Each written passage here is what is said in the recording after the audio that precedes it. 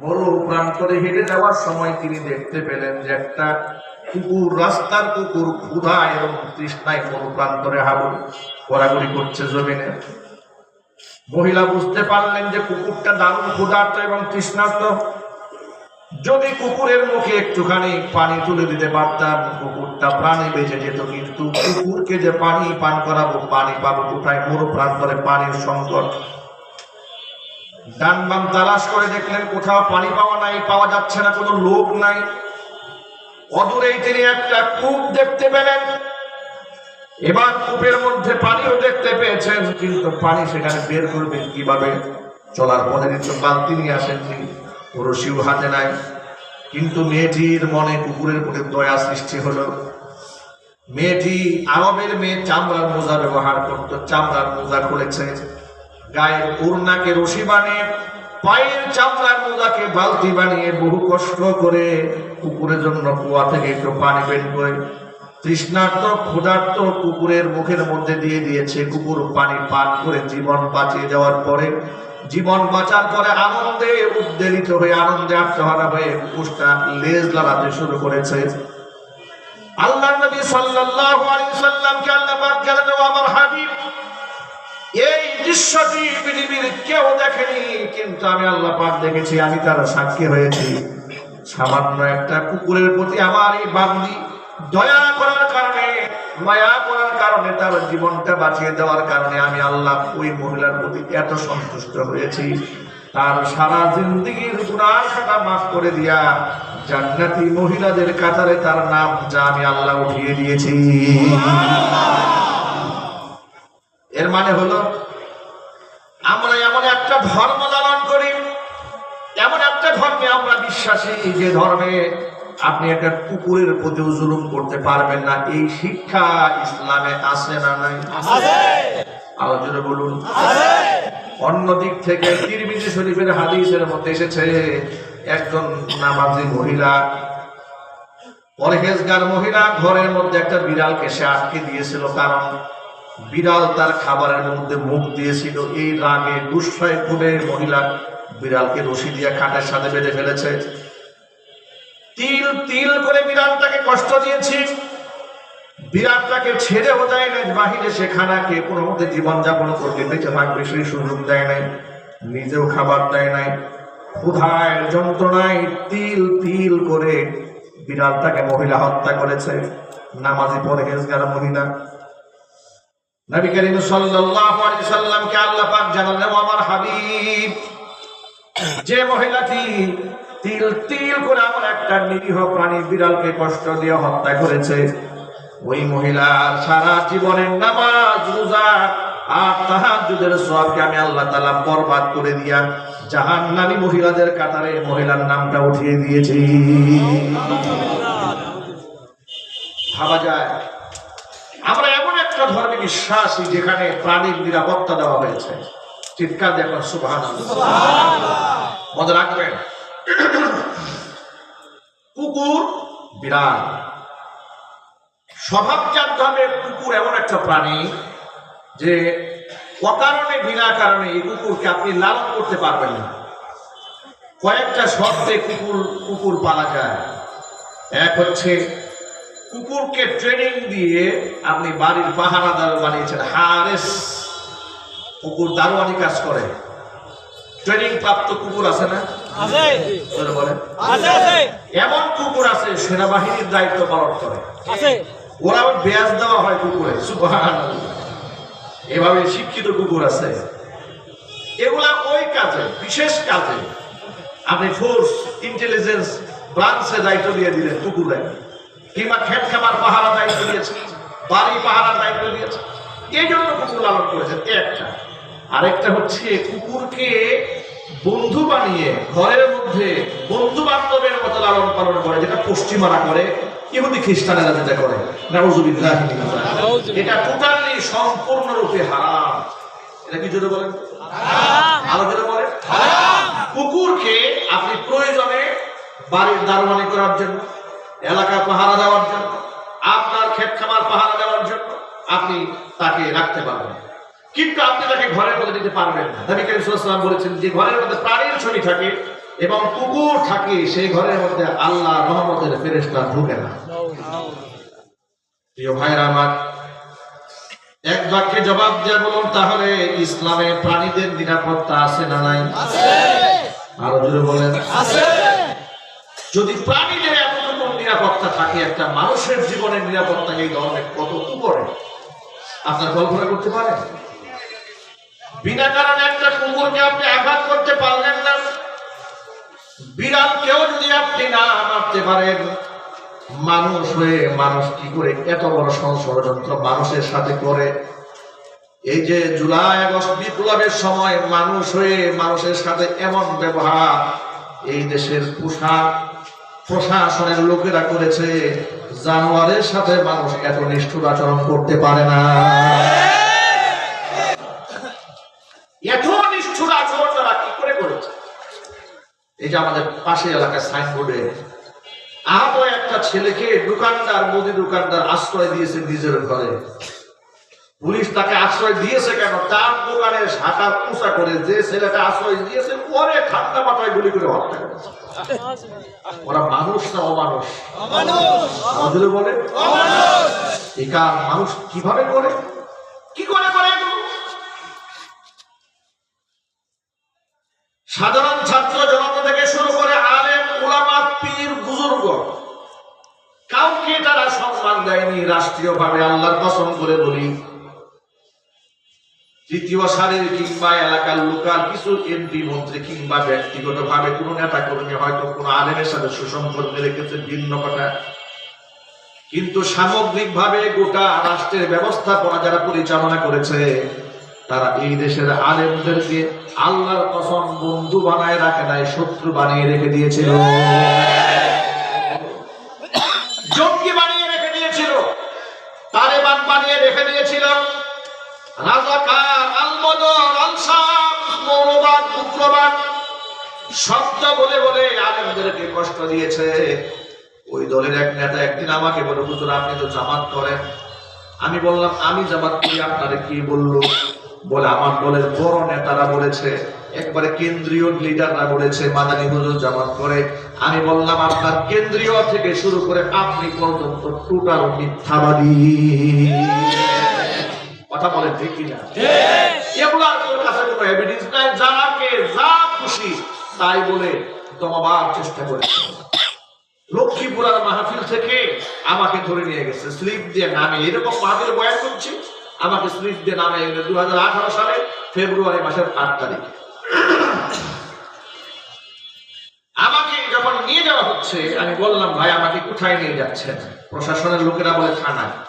একটু স্বস্তি পেলাম, যা থানায় যেহেতু নিয়ে যাচ্ছে গুম তো আর করছে না, খুন তো করে ফেলছে না, আয়না ঘরে তো আর ঢুকাচ্ছে না। নিচে কোথায়? ওসি আমিনুল ইসলাম দায়িত্বে ছিলেন। কথা বলতে চাইলাম মোদি সাহেবের কাছে যে সাথে কি অপরাধ আমাকে আনা হলো, ওসি কথা বলতে চায় না। 2-3বার রিকোয়েস্ট করার পরে ওসি সাহেব আসলেন, আমার সামনে চা দিলেন, বিস্কুট দিলেন, হুজুরে নাস্তা খাওয়াও। ধরে নিয়ে আসছে, আমরা নাস্তা খাওয়াচ্ছে। নাস্তা কি আমার মুখ দিয়ে যায়? খাইলাম নাস্তা। খাওয়ার পর জিজ্ঞেস করলাম, ভাই আমার কোন অপরাধে নিয়ে আসছেন একটু শুনিয়ে আনি। বলে হুজুর আপনাকে যে কেন নিয়ে আসছি তা আমি জানি না, উপরের নির্দেশ, উপর থেকে নির্দেশ এসেছে আপনাকে ধরে আনতে হবে, ধরে নিয়ে আসছে। রাখলো নিয়ে থানার গারদে আমার মোবাইল, মানি ব্যাগ, টাকা পয়সা, বলো ড্রাইভারকে দিয়ে দেন, বাড়ি নিয়ে যান, চলে গেল। এরপরে কিছু সময় সেখানে একাকি গারদে যে দিবি আমাকে নিয়ে গেল, গারদে আমার হাত ধরে একাকি চোখের পানি ছেড়ে দিয়ে কান্না করে দিয়ে বলছে, হুজুর আমার 2টা ছেলে আছে, যে কাজটা আপনার সাথে করেছে হুজুর আমাকে বদদুয়া দিয়েন না, তাহলে আমার বংশ সহ ধ্বংস হয়ে যাবে। বিয়াদুরি করেছে আপনার সাথে, কিন্তু আমি জানি আপনাকে মাহফিল থেকে নিয়ে আসছে হুজুর, কিন্তু আমার কিচ্ছু করার ছিল না, আমি চাকরি করি, হুকুমের গোলাম, আমাকে নির্দেশ দিয়েছে, আমি নিয়ে এসেছি। আমি মন থেকে তাকে ক্ষমা করে দিয়েছি।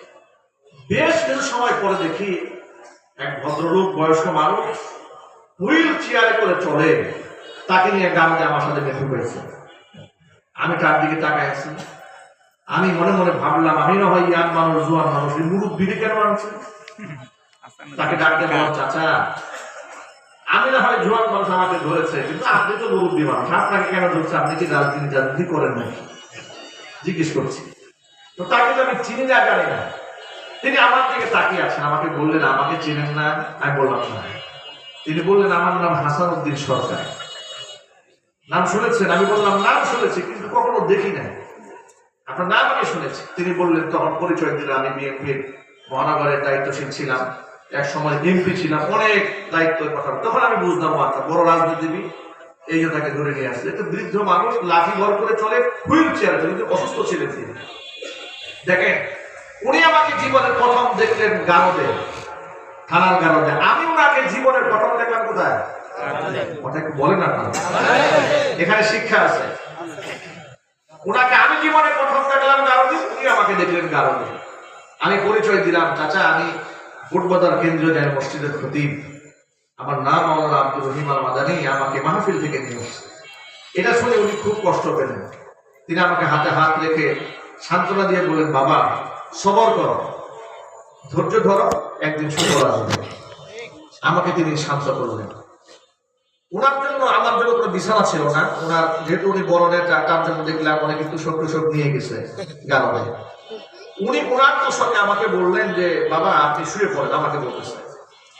আমাকে বিছানায় শুয়াই দিয়া উনি বসে বসে তার হাত ধরে নামাজ পড়া শুরু করলেন। এই দৃশ্য দেখে ওনার প্রতি আমার খুব মহব্বত তৈরি হলো। এত ভালো একটা মানুষ, চিনি না জানি না, কিন্তু উনি আমাকে সম্মান দিয়েছেন। ফজরের সময় আমি ওযু করতে গেলাম ওখানে ভিতরে। এরপরে উনি টয়লেটের ভিতরে, টয়লেট ছোট্ট গারদের মধ্যে বসলেন জরুরত ছাড়ার জন্য। জরুরত ছেড়ে উনি ফ্রেশ হয়ে উনি যে টয়লেট থেকে দাঁড়াবেন, এই শক্তি ওনার হাতে নেই। উনি আমাকে ডাক দেন, বাবা আমাকে একটু ধরো, আমি দাঁড়াতে পারছি না। এত মায়া লাগলো, প্রচন্ড শীত, ফেব্রুয়ারির 8 তারিখ। আমি একটু হাতে ভর করে, ভারী মানুষ, খুব কষ্ট করে উঠালাম। উঠানে যাওয়ার পরে উনি পুরো সময়টা তাহাজ্জুদে আল্লাহ পাকের জিকির আজকারে কোরআন তেলাওয়াতে কাটাই দিলেন। এত মহব্বত লাগলো তার এই আমলটা দেখে আমার কাছে, এত ভালো একটা মানুষ এইভাবে ধরে কষ্ট দিচ্ছে। সকালবেলা কিন্তু কেউ জানি না, উনিও জানে না উনি কোন মামলার আসামি, আমিও জানি না আমি কোন মামলার আসামি। সকালবেলা উভয়কে কোর্টে হাজির করা হলো। মামলার এজাহারে তাকায় দেখি, মামলার এজাহারে লেখা আছে টঙ্গীতে কোন এক গোপন বৈঠকে আমরা 150-200 মানুষ আমরা গোল মিটিং করতেছিলাম রাষ্ট্রে একটা নাশকতা তৈরি করার জন্য। এবং সেখান থেকে পুলিশ আমাদেরকে ধাওয়া দিয়েছে। ধাওয়া দেওয়ার পরে সব পালাই গেছে, আমরা 7 জন পালাইতে পারি নাই। আমাদেরকে হাতে নাতে ধরছে। আমি এবং হাসান সরকার আমরা দুজনে মিলে পরিকল্পনা করে এই নাটকটা করতেছিলাম ওই জায়গায়। আমার পকেটে 16টা ককটেল পাওয়া গেছে। এই হচ্ছে মামলা। এখন আপনারা বলেন, এই মামলা যে লিখেছে ও কয় বোতল খাইছিল? 100 বোতল। এক্সপায়ার গাঁজা না খাইলে আমার মামলা লেখা যায় না। প্রত্যেকটা আওয়াজ দিয়ে বলতে হবে, ঠিক কিনা বলেন?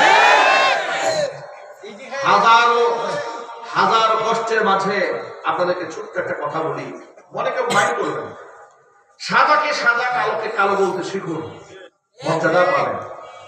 ওই মাজলুম হানাতে গাজীপুরের সাবেক মেয়র জাহাঙ্গীর সাহেব, তিনি শুনলেন যে আমাদেরকে এভাবে অ্যারেস্ট করা হয়েছে। তিনি আমাদের হয়ে তিনি চেষ্টা করেছেন, খুব চেষ্টা করেছেন যে এই মামলায় যেন আলেম ওলামারা জেল না খাটে। উনি বারবার এসপি হারুন ছিল তখন, তার কাছে গিয়ে সুপারিশ করেছে, কোনো সুপারিশ আমলে আসে না। এইভাবে একদিন দুদিন ঘুরতে ঘুরতে উনিও দৌড়দৌড়ি করলেন আমাকে ছাড়ানোর জন্য। হাসান উদ্দিন সরকারের সেবার কথা তো আমি বললামই, ওনার জন্য কষ্ট করলে চলে গেল। এইভাবে একটানা 22 দিন কারাগারে, বিনা অপরাধে জেল খাটলাম, জরিমানা দিলাম, উকিলদের পিছনে দৌড়ালাম। উঠে যখন হাজির করা হয়েছে, হাতের মধ্যে হ্যান্ডকাপ পরিয়েছে, গরুর রশি দিয়ে বাঁধছে। গরুর রশি দিয়ে বেঁধে ম্যাজিস্ট্রেট কোর্টে নিয়ে যাচ্ছে। জিজ্ঞেস করলাম প্রশাসনের লোকদেরকে, ভাই আপনারা তো হ্যান্ডকাপ পরাইছেন, এতেই আমাদের ইজ্জত শেষ, আমাকে নিয়ে যাচ্ছেন, আমরা কি দৌড় দেওয়ার মানুষ, কেন আমাদেরকে রশি দিয়ে বাঁধলেন? বলে এটা আইন। এটা কি আইন? শোনাই দিল আইনের কথা। নিয়ে গেল, নিয়ে যাওয়ার পরে সিরিয়ালে সবগুলারে বাঁধছে রশি দিয়ে, বেঁধে নিয়ে গেছে। মনে কত আঘাত লাগে জানেন? গতকালকে দেখলাম আলেম ওলামারা মিথ্যা মামলার আসামি হওয়ার পরে যারা আলেমদেরকে দুই পায়ে ডান্ডা বেরি পরিয়েছে, বুলেট প্রুফ জ্যাকেট পরিয়েছে, মাথার মধ্যে হেলমেট পরিয়েছে, দুই হাতের মধ্যে হাত করা এইভাবে লাগিয়ে টেনে হিসড়ে গরু ছাগলের মতো জঙ্গলি জানোয়ারের মতো কোটে হাজির করেছে। আজকে দেখলাম আপনারা অনেকে দেখেছেন বাংলাদেশের কুখ্যাত সন্ত্রাসী জুলাই আগস্টের গণহত্যাকারী আওয়ামী লীগের সেই সমস্ত এমপি মন্ত্রী এবং দূষণেরা তারা অ্যারেস্ট হয়েছে। ওদেরকে মানবতা বিরোধী অপরাধের ট্রাইব্যুনালে নিয়ে যাওয়া হচ্ছে। হাতের মধ্যে হ্যান্ডকাপ নাই, পায়ের মধ্যে ডান্ডা বেরি নাই, অথচ ওরা কুখ্যাত সন্ত্রাসী, মানুষের খুনি, অসংখ্য ছাত্রকে খুন করেছে। 2,500 উপরে মানুষকে ওরা ব্রাশ ফায়ার করে ডাস্টবিনে নিক্ষেপ করেছে। কথা বলতে হবে মুসলমান, ঠিক কি না?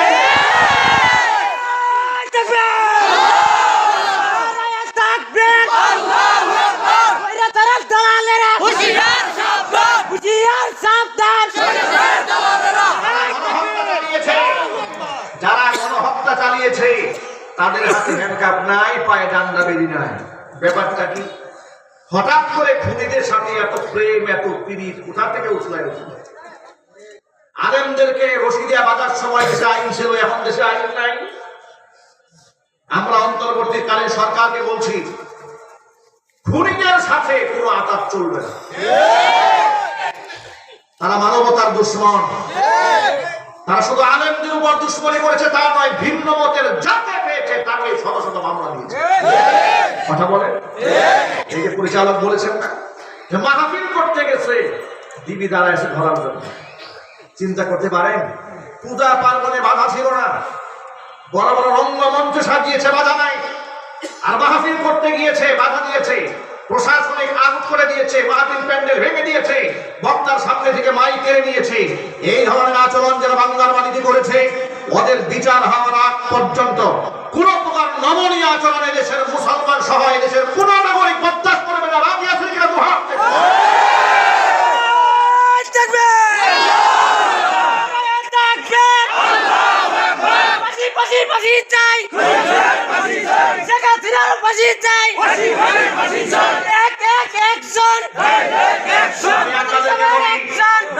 আমি আপনাদেরকে ছোট্ট করে বলি, ইনসাফ হচ্ছে খুনের বদলায় খুন। যে মানুষ হত্যা করেছে তাকে হত্যা করা হবে, এই আয়াতটা স্বয়ং আল্লাহ করেছেন।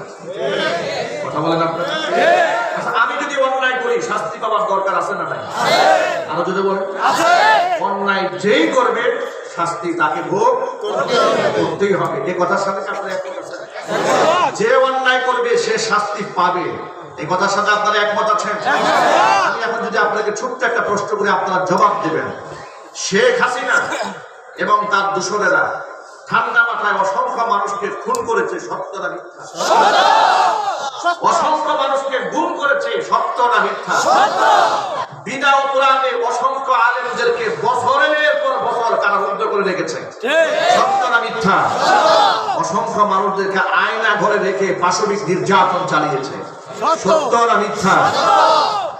এতগুলো অপরাধ করার পরেও তার দলের নেতা এবং কর্মীরা আজ পর্যন্ত শুনেছেন যে একটু অনুতপ্ত হয়ে বলেছে যে আসলে এইভাবে মানুষগুলা মারা ঠিক হয় নাই। এটা অনুতপ্ত পেয়েছেন আপনারা? আপনারা কি আন্দাজ করতে পারেন এটা কত বড় জানোয়ার? নির্লজ্জ বেহায়া। মানুষ মারার পরেও যার কলিজা কাঁদে না, যিনি উল্টা ফোন দিয়ে ঠেট দেয় যে একটা কেউ ছাড় দেওয়া হবে না, আল্লাহর কসম, আল্লাহর কসম, ও আর মানুষের কাতারে নাই, তার চিকিৎসা প্রয়োজন। কথা বলতে হবে, ঠিক কিনা বলে? অন্তর্বর্তীকালীন সরকারকে বলবো, শহীদদের রক্তের উপর আপনি দাঁড়িয়ে আছেন, শহীদদের রক্তের উপর দাঁড়িয়ে থেকে জালেমদের প্রতি কোনো প্রকার সহানুভূতি দেখাবেন না। ভারত আপনার কিছুই করতে পারবে না, কারণ ভারতের পেটে লাথি মেরে দেশের লোকেরা স্বাধীনতা অর্জন করেছে। ভারত তার দাসকে বসিয়ে রাখতে চেয়েছে, এদেশের জনগণ দাসত্ব গ্রহণ করে না, এদেশের ছাত্ররা দাসত্ব মানবে না, এদেশের ইয়াং প্রজন্ম, তরুণ প্রজন্ম দাসত্ব মানবে না। এদেশের মানুষ স্বাধীনতা পেয়েছে, এদেশের লোকেরা ফেসবুকে স্বাধীন মতো কথাও বলতে পারে নাই, গ্রেফতার করা হয়েছে। ডিজিটাল সিকিউরিটি আইনে নিরাপত্তার নামে যাকে খুশি তাকে মামলা দেওয়া হয়েছে। এই সমস্ত ভণ্ডামি দেশে আর চলবে না। কথা বলে ঠিক। প্রসঙ্গক্রমে ছোট্ট করে বলে দিই, স্বাধীনতা অর্জন হয়েছে বলে অন্যায় কাজ করা যাবে না। এই দেশ স্বাধীন হওয়ার পরে দেখেছি বেশ কিছু লোকদের ঘর বাড়ি আগুনে পড়েছে। মনে রাখবেন, আমাদের চোখের সামনে এগুলো হয়েছে। তবে আমার বিশ্বাস এই সমস্ত ঘর বাড়ি আগুনে পুরানো ছাত্র সমাজ করে নাই, দায়িত্বশীল কেউ করে নাই, কুচক্রী মহল এগুলা করেছে। কথা বলে। তবে হ্যাঁ, যে পরিমাণ মানুষ হতাহত হয়েছে, খুন হয়েছে, গুম হয়েছে, তার তুলনা কথা বলে। এই কাজগুলো যদি অন্য কেউ করতো আর তারা যদি বিপ্লব ঘটাইতে পারতো, তাহলে কি হতো জানেন? কি হয়েছে এই দেশে? কয়জন লোককে হত্যা করা হয়েছে, কয়জন লোককে গুম করা হয়েছে, বরং এখনো পর্যন্ত জামাই আদর করে আদালতে তোলা হচ্ছে। মনে রাখবেন, এই দেশে ইনসাফ কায়েম হওয়ার আগ পর্যন্ত আমাদের লড়াই থামবে না। যুবকেরা, যদি আবার বিপ্লবের ডাক আছে, জালেমদেরকে যদি কোন ব্যক্তি আবার প্রত্যাবর্তন করার জন্য, তাদেরকে নতুন করে সেটেলমেন্ট করার জন্য ষড়যন্ত্র করে, সেই ষড়যন্ত্র রুখে দেওয়ার জন্য কি আপনারা প্রস্তুত আছেন? কারা প্রস্তুত? হাত দেখতে চায়। কারা কারা প্রস্তুত আছেন?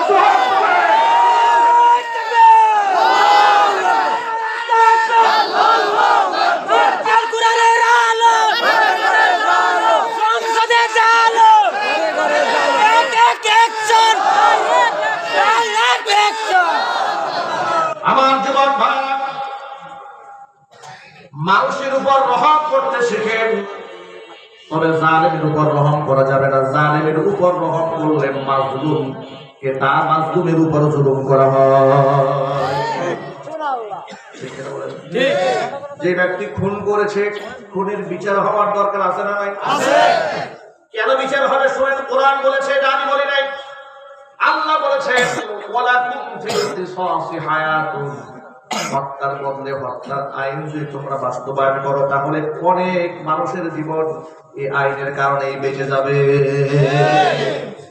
তাহলে সিরিয়াল কিলার যারা তৈরি হয়েছে, ঠান্ডা মাথায় যারা ভাড়াটে খুনি, এরা খুন করতে সাহস পাবে না। এরা বুঝে যাবে যে না, এখানে হাত দেওয়া যাবে না, হাত দিলে আবার করলে শেষ। ঠিক কিনা বলে? কিলাটা কেন তৈরি হয়েছে জানেন? তারা বুঝে ফেলেছে, খুন আমি যাই করি না কেন, আমার মামু আছে, খালু আছে, মেম্বি আছে, মন্ত্রী আছে, এক খুন দিয়ে আমার ফাঁসির যায় উঠে ফেলবে, কোন অসুবিধা নেই। এই দেশে ইসলাম কায়েমের জন্য সকলকেই চেষ্টা করতে হবে। আপনি যে দলের রাজনীতিবিদ হন না কেন, আপনি ক্ষমতায় গেলে আপনার মনের মধ্যে একটা মিশন থাকবে, এ দেশে আল্লাহর কোরআন দিয়ে বিচার কার্য পরিচালনা করতে হবে। খুনির উপর দয়া দেখানো যাবে না, সন্ত্রাসীদের উপর দয়া দেখানো যাবে না, তাহলে আবার জুলুম নির্যাতন শুরু হয়ে যাবে। যুবক ভাইরা আমার, কোরআন মাজিদের মধ্যে আল্লাহ সুবহানাহু ওয়া তাআলা আইন করে দিয়েছেন, ওয়া কাতাবানা আলাইহিম ফিহা আন্নান নাফসা বিন নাফসি ওয়াল আইনা বিল আইনি ওয়াল আনফা বিল আনফি ওয়াল উযুনা বিল উযুনি ওয়াস সিন্না বিস সিন্নি ওয়াল জুরুহা কিসাস ফামান তাসাদ্দাকা বিহি ফাহুয়া কাফফারাতুল লাহু ওয়া মান লাম ইয়াহকুম বিমা আনজালাল্লাহু ফাউলাইকা হুমুজ যালিমুন। আল্লাহ পাক সূরা মাইদার মধ্যে দ্ব্যর্থহীন ভাষায় ঘোষণা করে দিলেন, ওয়া কাতাবানা আলাইহিম, মানুষের জন্য আমি লিখিতভাবে আইন করে দিয়েছি, এটা ফরজ করে দিয়েছি কিতাবের মধ্যে। আইনটা কি? আবার আইন, আন্নান নাফসা বিন নাফসি, জানের বদলা জান, ওয়াল আইনা বিল আইনি, চোখের বদলা চোখ, ওয়াল আনফা বিল আনফি, নাকের বদলায় নাক, ওয়াল উযুনা বিল উযুনি, কানের বদলায় কান, ওয়াস সিন্না বিস সিন্নি, দাঁতের বদলা দাঁত, ওয়াল জুরুহা কিসাস, আঘাতের বদলা আঘাত। আইন করলেন কে? আল্লাহ। আরো জোরে বলুন না কে? আল্লাহ।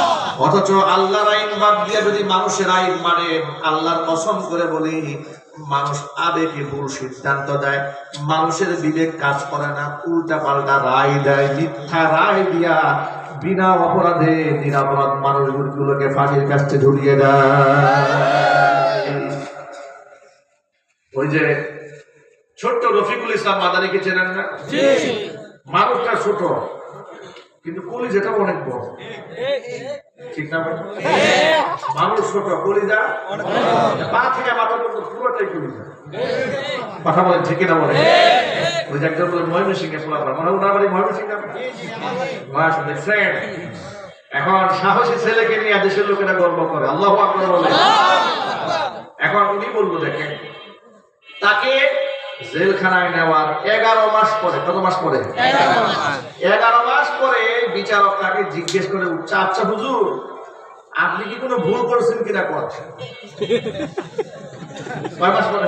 11 মাস। বেচারা 11 মাস জেলখানা শেষ। সে আফসোস করে বলে, আমাকে 11 মাস পরে বিচারক জিজ্ঞেস করে যে আমি কি কোনো ভুল করছি কিনা। এখন আপনারা একটু বলেন, 11 মাস শেষ হয়েছে, এতদিন পরে বিচারের মাথা বিচারকের মাথায় দিয়েছে, জিজ্ঞেস করা দরকার হুজুরের ভুলটা কি? তাহলে 11টা মাস যে পাস হয়ে গেল তার জীবন থেকে হারিয়ে গেল, নিদারুণ কষ্ট করলো সে, তার পরিবার, তার মা, তার আত্মীয় স্বজন, তার মুহিব্বিন যে কষ্ট করলো, এর দায়ভারটা কে নেবে? কে নেবে এই দায়ভার? এই জন্য বলি, গণবিপ্লবের মাধ্যমে রাষ্ট্র যেমন সংস্কারের জন্য দাবি উঠেছে, শুধু রাষ্ট্রের বিভিন্ন সেক্টর যেমন সংস্কার দাবি উঠেছে, এই দেশের আইন কানুনও সংস্কার করা দরকার। আইনের মধ্যে অনেক ফাঁকফোকর আছে। 17 বছর জেলখানার পরে শুনতে পাইলাম, পত্রিকাতে পেলাম, এই লোকটা নিরাপরাধ, 17 বছর খামখা জেল কেটেছে। নাউজুবিল্লাহ বলবেন না? সব পরিবর্তন হতে হবে আল্লাহ পাকের কোরআন দিয়ে, বলতে হবে, ঠিক? যুবক ভাইরা আমার, আল্লাহর কোরআনের আয়াতগুলোকে বিশ্বাস করেন, আল্লাহর নবীর হাদিসগুলোকে বিশ্বাস করেন। আল্লাহ নবী সাল্লাল্লাহু আলাইহি ওয়াসাল্লামের বাণী যদি কেউ মান্য করে, রাসূলের হাদিস যদি কেউ মানে, কোরআনে কারীমের আয়াত যদি কেউ বিশ্বাস করে আর মান্য করে, ওই ব্যক্তি কোনোদিন পদস্খলিত হবে না, ভুল পথে পরিচালিত হবে না। এজন্য নবীজি বলেছেন, ইন্না হাযাল কুরআনা সাবাবুন, কোরআন এমন একটা রশি, তরফুহু বিআইদিল্লাহি ওয়া তরফুহু বিআইদিকুম, এই রশি এক মাথা আল্লাহর হাতে, আর এক মাথা বান্দা তোমাদের হাতে। লান তাদিল্লু ওয়া লান তাহলিকু বা'দাহু আবাদা, তোমরা যতক্ষণ পর্যন্ত কোরআন নামক রশিকে আঁকড়ায় ধরে রাখতে পারবে, পশ্চিম কালেও তোমরা ধ্বংস হবে না, তোমাদের পদস্খলন হবে না। জোরে জোরে বলেন সুবহানাল্লাহ। মানুষদেরকে হেদায়েতের কথা বোঝাবার জন্য নবীজি মাঝে মাঝে গল্প শোনাতেন। কোরআনে কারীমের মধ্যে আল্লাহ তাআলা মানুষের গল্প বলেছেন। গল্প কোরআনে আছে না নাই? আরো জোরে বলেন, আছে না নাই? আবার গল্প বলে আল্লাহ বলে দিয়েছেন, কেন গল্প শোনায়? শোনো, লাকাদ কানা ফি কাসাসিহিম ইবারাতুল লিউলিল আলবাব, এই সমস্ত ব্যক্তিদের কাহিনীতে তোমাদের জন্য, জ্ঞানীদের জন্য শিক্ষা আছে, ইবারাত আছে। একদিন নবী করিম সাল্লাল্লাহু আলাইহি ওয়াসাল্লাম বসে আছেন, সাহাবায়ে কেরাম পরিবেষ্টিত অবস্থায়, তখন আল্লাহর নবী একটা গল্প শোনালেন। আল্লাহর হাবিব বলেন, সাহাবীরা শোনো, সালাসাতু নাফারিন মিম্মান কানা ক্বাবলাকুম, তোমরা পৃথিবীতে আগমন করার পূর্বে বনী ইসরাইল সম্প্রদায়ের 3 জন ব্যক্তি, তারা দূর সফরে ঘর থেকে বের হয়েছে, দূরে কোথাও যাবে, সফর করছে, দিনভর তারা পথ চলেছে, চলতে চলতে তারা ক্লান্ত হয়ে পড়ল। হাত্তা আওয়াহুমুল মাবিতু ইলা গারিন, ক্লান্ত পরিশ্রান্ত হয়ে মনে মনে সিদ্ধান্ত নিল, আকাশে মেঘ চমকাচ্ছে, বিদ্যুৎ চমকাচ্ছে, যে কোনো মুহূর্তে ভারী বর্ষণ হয়ে যেতে পারে, আর রাতের বেলায় পথ চলার মধ্যেও নিরাপদ নয়। যদি আমরা কোথাও আশ্রয় নিয়ে থাকতে পারি, পরবর্তী সকাল থেকে আমরা আবার হাঁটা শুরু করব। কোথায় আশ্রয় নেবে, কোথায় তারা বিশ্রাম নেবে? বর্তমান আধুনিক সমাজের মধ্যে আবাসিক হোটেল পাওয়া যায় থাকার জন্য, লোকালয় থাকে, কিন্তু তৎকালীন যুগে হাজার হাজার বছর আগের কথা, পাহাড়ে গিরিপথ দিয়ে চলছে, আশ্রয় নেওয়ার জায়গা নাই। বিরাট বড় পাহাড় দেখতে পেল, পাহাড়ের গুহার মধ্যে 3 জন গিয়ে ঢুকেছে। পাহাড়ের গুহায় গিয়ে ঢুকে যাওয়ার পরে রাতের বেলায় প্রচন্ড ভারী বর্ষণ হয়েছে। পাহাড়ের উপর থেকে বিরাট বড় একটা পাথর গড়াতে গড়াতে গড়াতে গড়াতে এসে যে গুহার মধ্যে তারা আশ্রয় নিয়েছিল, গুহার মুখের মধ্যে এসে আটকায় গেছে। আর পাথরের টুকরা এতটাই বড়, তিনজনে মিলে এটা সরাবে কোনোভাবে সম্ভব হবে না। তারা বুঝতে পারলেন এমন একটি জায়গার মধ্যে আমরা আছি, এই জায়গার মধ্যে যদি আমরা মরে গলে পচে হাড্ডি সার হয়ে যায়, পৃথিবীর কোনো ব্যক্তি আমাদের সম্পর্কে জানতেও পারবে না। কিন্তু বিশ্বাস ছিল তাদের আল্লাহর উপরে। 3 জন ব্যক্তি ছিল ঈমানদার। তারা মনে মনে ভাবলেন পৃথিবীতে কেউ যেখানে দেখে না সেখানে একজন আছেন, তিনি দেখেন, তিনি কে? আল্লাহ। পৃথিবীতে এমন একজন সত্তা আছেন, দুনিয়ার কোনো মানুষ যদি সাহায্য করতে নাও পারেন, তিনি সাহায্য করতে পারেন।